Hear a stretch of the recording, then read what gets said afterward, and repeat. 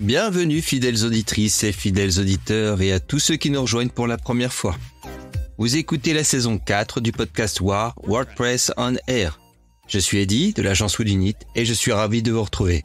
Que vous soyez au volant de votre voiture, en train de cuisiner un bon repas ou simplement en train de vous détendre, ce podcast est là pour vous accompagner et vous inspirer. WordPress. Installez-vous confortablement, branchez vos écouteurs et laissez-vous emporter par ce nouveau numéro de Wow. Vous êtes prêts ? Moi aussi, c'est parti. Aujourd'hui, un numéro spécial pour la version 6.4 sortie le 7 novembre. La prochaine version majeure, la 6.5, sortira en 2024. Vous avez, à l'heure où j'enregistre ce podcast, déjà un premier patch, une version 6.4.1 qui corrige quelques bugs. Je vous conseille de mettre à jour immédiatement.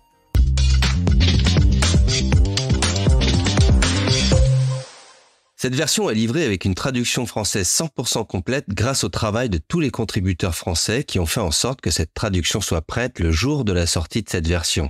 Et là, je fais un big up à l'équipe de Woodunit qui a grandement contribué à ce résultat. Petit coup de projecteur sur des acteurs de la communauté WordPress puisque cette version a été dirigée par une équipe entièrement composée de personnes appartenant à des genres sous-représentés dans la tech. Cette version majeure ne déroge pas à la règle et est baptisée Shirley, en l'honneur de la grande artiste de jazz Shirley Horn. Personne dans notre équipe n'avait gagné le pronostic de l'artiste qui serait choisi, et on regrette même que certains artistes non américains pour la plupart, incarnant fièrement cette communauté sous-représentée, n'aient pas été choisis. Ce sera pour une prochaine fois sans doute. Cette version est le fruit de travail de 620 contributrices et contributeurs répartis dans plus de 56 pays, et travaillant dans plus de 170 entreprises. Sans mise à jour de performance que vous ressentirez surtout si vous utilisez un thème basé sur les blocs Gutenberg.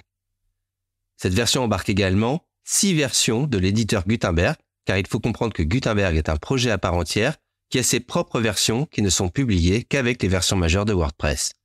Sauf si vous utilisez l'extension Gutenberg pour tester justement les dernières versions.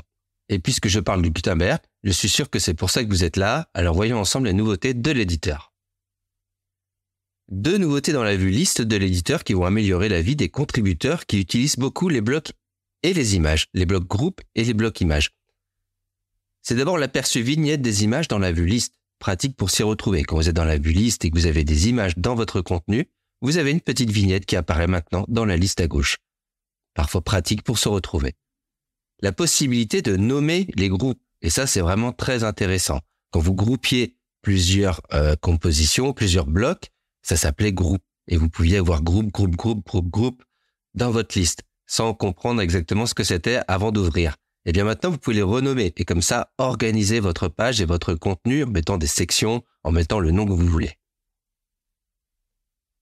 Il y a également quelques nouveautés sur les images. Un nouveau paramètre déplié au clic, qui vous parlera certainement mieux si je dis Lightbox ou Modal. En effet, l'activation de cette option vous permet en front de cliquer sur une image pour la voir en plein écran par-dessus votre page.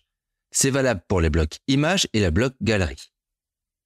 Pour les mises en forme, le nouveau ratio des images est également très pratique. Fini de recadrer les photos dans Photoshop ou en jouant sur la taille des blocs, si vous décidez de positionner 4 photos de vos collaborateurs au format carré, les images que vous intégrerez viendront se caler dans le bon format directement.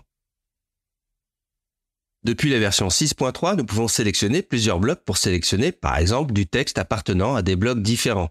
Et bien maintenant, si vous sélectionnez plusieurs blocs de même type, vous pouvez changer les paramètres d'un coup sur tous ces blocs.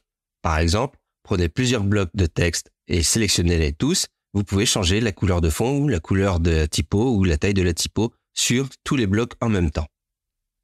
Je vous avais présenté les notes de bas de page récemment, et bien ces notes arrivent maintenant avec plus de paramètres afin d'affiner votre personnalisation. C'est-à-dire que les notes de bas de page en bas se comportent comme des paragraphes, vous pouvez changer la couleur, la typo, la taille. Le panneau de commande dont je vous avais parlé, CTRL-K, a également été amélioré. Je n'ai pas vu vraiment la différence et en tout cas, je continue à ne pas trop l'utiliser puisque CTRL-K ou commande-K, c'est toujours la commande pour créer des liens dans les paragraphes. Donc, il faut être au bon endroit pour pouvoir utiliser ce panneau de commande. En tout cas, c'est un bon moyen d'atteindre des endroits ou des options que vous ne pensiez inaccessibles ou vous ne saviez pas où ça se trouve. Vous pouvez vous mettre en mode focus, vous pouvez changer, aller sur des pages ou aller par exemple sur la page des compositions. grâce à cette commande CTRL-K. Abordons maintenant un sujet qui me plaît beaucoup, les compositions. Vous le savez, nous verrons plus loin que le nouveau thème fourni avec cette version de WordPress arrive avec son lot très intéressant de compositions. Je reprends l'exemple que tout le monde comprend avec les Lego. Vous avez beau avoir une caisse remplie de pièces de Lego, vous n'aurez peut-être pas l'inspiration ou la patience de créer des modèles qui sortent de votre imagination. Et c'est pour ça que la marque qui vend ces briques continue d'avoir autant de succès, c'est en vendant des modèles. Eh bien, avec Gutenberg, c'est la même chose. Des artistes plus ou moins inspirés créent pour vous des assemblages de blocs prêts à l'utilisation, des compositions. Oui, mais alors quoi de neuf avec cette version pour les compositions? Eh bien, déjà, vous avez la possibilité de copier-coller. Ça, vous le savez, une composition, c'est toujours valable. Mais aujourd'hui, on peut les importer ou les exporter sous format JSON.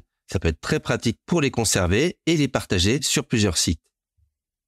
Et comme nous allons utiliser les compositions de plus en plus, la catégorisation de ces compositions a été améliorée afin de bien ranger toutes vos créations au bon endroit. Parlons donc maintenant du thème. Chaque version majeure de WordPress est livrée avec un thème prêt à l'emploi. Et encore une fois, pas de surprise sur son nom puisque ce dernier se nomme 2024. On est bien sûr sur un thème FSE, mais qui ne se contente pas de respecter les standards, être performant et accessible. Il est cette fois-ci, à mon avis, beaucoup plus réfléchi pour les utilisateurs finaux. Ce n'est pas une simple démo de WordPress et Gutenberg, il est vraiment prévu pour des cas d'utilisation concrets, très fortement customisables et riches en compositions et variations de style. Je vous invite vraiment à le tester, pas forcément à l'utiliser sur votre site déjà en production, mais à tester pour vous donner envie d'utiliser le FSE et je vous assure, vous allez vouloir faire un petit blog en FSE. Voyons maintenant ce qui se passe sous le capot, ce qui n'est pas forcément visible, mais tout le travail qui a été fourni pour cette version 6.4. Alors, entre autres, il y a eu une amélioration sur une fonctionnalité qui est la fluid typographie. Qu'est-ce que c'est le fluid typographie? Vous avez entendu parler de responsive, c'est le fait que le visuel de votre site s'adapte à la taille de l'écran. Eh bien, on va dire que le fluid typographie, c'est la même chose avec les typos, mais ça ne saccade pas. C'est-à-dire que la typo, elle réduit vraiment en même temps que votre écran et ne se contente pas d'attendre une certaine taille d'écran pour se réduire. La nouveauté dans cette version 6.4, c'est que maintenant, on peut dans le thème JSON, déclarer à partir de quelle taille de viewport la typo devient fluide et jusqu'à quelle taille. Alors qu'avant, c'était des valeurs arbitraires immodifiables. Donc désormais, les développeurs de thèmes pourront paramétrer encore plus précisément le comportement de la typo. Vous savez que la phase 3 de Gutenberg, c'est essentiellement le travail collaboratif, comme sur un Google Doc. Eh bien, dans cette version 6.4, on en sent les prémices avec une nouvelle API qui gère les révisions sur les posts méta. Vous connaissez les révisions de posts. C'est juste le fait que les posts soient enregistrés et vous pouvez revenir sur une version précédente. Eh bien, maintenant, les développeurs peuvent avoir accès à l'historique des posts méta. C'est-à-dire qu'il y a une révision des posts méta, c'est-à-dire tout ce qui est enregistré et qui est satellite au post. Par exemple, qui a fait, qu'est-ce qu'on a ajouté comme tag, comme catégorie, etc. Ce sont juste des exemples. Eh bien, dans le futur, ça sera aussi dans l'interface du back-office comme pour les posts. L'objectif est donc bien là de préparer la troisième phase du projet Gutenberg, l'éditeur collaboratif. Autre nouveauté pour les développeurs, le block hook. C'est une fonction qui va beaucoup plaire aux développeurs, surtout ceux qui éditent des extensions, puisqu'elle permet d'insérer du code avant ou après certains blocs avec des conditions. Ça existait déjà, les blocs hook, et c'est même indispensable, on va dire, au fonctionnement des thèmes de WordPress. Ça permettait d'injecter du code avant le contenu, après le titre, à plein d'endroits comme ça, il y a des hooks qui permettent d'injecter du code. Et bien maintenant, les développeurs vont pouvoir injecter ce code après ou avant certains blocs Gutenberg. Une dernière nouveauté, et pas des moindres, cette nouveauté sous le capot va plaire aux référenceurs et à tous ceux qui bichonnent leur SEO. Si WordPress est plébiscité par les référenceurs pour se positionner sur les moteurs de recherche, ces derniers ne sont pas non plus sans râler sur certaines fonctionnalités de WordPress. Vous avez maintenant la possibilité de désactiver les pages Attachment Media. Jusqu'ici, chaque fois que vous téléversiez un média, une photo dans votre back-office WordPress, celui-ci crée une publication contenant l'attachment, comme un post type avec un single, ce qui est rarement utile et qui néanmoins reste une page et donc possiblement référencée.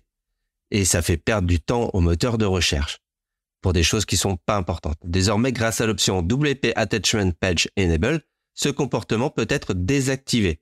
Mais en plus, le choix a été fait de le désactiver par défaut sur les nouvelles installations des sites WordPress. Ça ne vous concerne donc pas, sauf si vous venez de créer un WordPress en version 6.4. Donc sur vos anciennes installations, qui vont passer et qui, j'espère, sont passées à la mise à jour 6.4, ce paramètre reste activé par défaut. Donc pour le désactiver, soit vous allez dans fonction.php, soit vous utilisez le wp-config.php, mais vous pouvez également, petite astuce, faire dans votre admin /options avec as.php pour avoir toutes les options du wp-config directement dans le BO. Attention à la manipulation de cette page, vous pourriez faire des erreurs. Pour terminer, je parle de quelques fonctionnalités qui étaient prévues pour la 6.4, mais qui vont attendre le prochain train, donc en 6.5, ou peut-être dans des patchs à venir, mais en tout cas qu'on attend plus ou moins avec impatience. Il y a par exemple, très attendu, la gestion des polices, vous permettant d'embarquer et choisir les polices de caractère bien plus facilement en back-office. Un bloc marquis, ça c'est un bloc qui fait défiler du texte comme dans les années 2000. On ne sait pas trop pourquoi ça vient se mettre dans Gutenberg, mais bref, ça sera peut-être à la mode bientôt. Une table des matières, effectivement très attendue, un bloc qui existe souvent, vous pouvez télécharger en plus, mais là il sera natif. Un bloc de temps de lecture qui indique au lecteur une estimation de temps de lecture de votre article. Et l'ajout d'un menu composition dans le menu apparence. Alors c'est vrai que jusque-là, moi j'utilise des extensions pour pouvoir aller modifier mes compositions. Si vous avez un thème FSE, c'est tout à fait possible également, mais sinon, il n'y a pas aujourd'hui de menu pour aller directement modifier les compositions que vous avez enregistrées dans vos posts.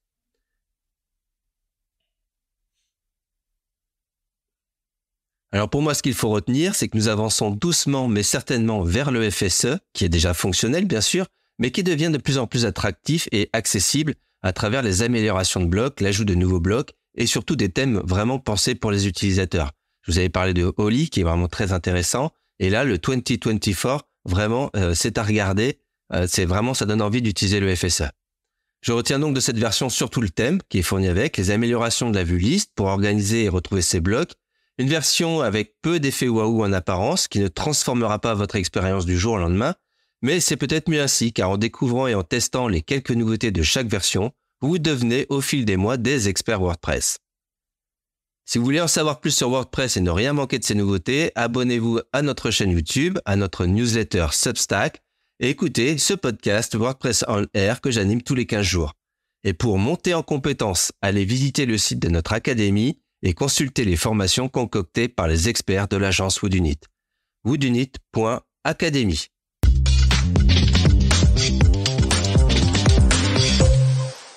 Alors que nous approchons de la fin de l'année, j'ai 2 annonces passionnantes à partager avec vous. Premièrement, notre hors-série sur les formations WordPress pour 2024 sera disponible dès le 1er décembre. Dans cet épisode spécial où je reçois 4 spécialistes de WordPress et de la formation, nous discutons des différents types de formations, des bases de connaissances qu'il faut avoir en 2024 pour maîtriser WordPress. On parle de FSE, de Gutenberg, de code, mais également de SEO, de multisite et bien sûr de l'IA. Mais ce n'est pas tout. Un autre hors-série terminera l'année en beauté, une édition spéciale State of the World. Dans ce numéro, nous reviendrons sur le discours annuel clé du cofondateur de WordPress, Matt Mullenweg. Ce sera une occasion unique de réfléchir sur les progrès réalisés cette année et d'explorer les aspirations pour l'avenir de l'open source. Restez à l'écoute pour ces 2 éditions spéciales qui clôtureront en beauté cette année riche en WordPress. WordPress. Toi l'auditeur qui vient de passer un bon moment avec ce dernier épisode. Tu sais quoi? Ton avis compte et pas seulement pour flatter mon ego, même si ça aide, soyons honnêtes. Laisser un commentaire ou une note sur ta plateforme préférée, c'est comme me faire un high five virtuel. Ça me booste et ça aide d'autres personnes à découvrir le podcast. Alors si tu as aimé, pourquoi ne pas prendre 30 secondes pour donner 5 étoiles à ce podcast? Et si tu as des critiques, balance, je suis tout oui. Merci de votre attention et je vous donne rendez-vous au prochain numéro.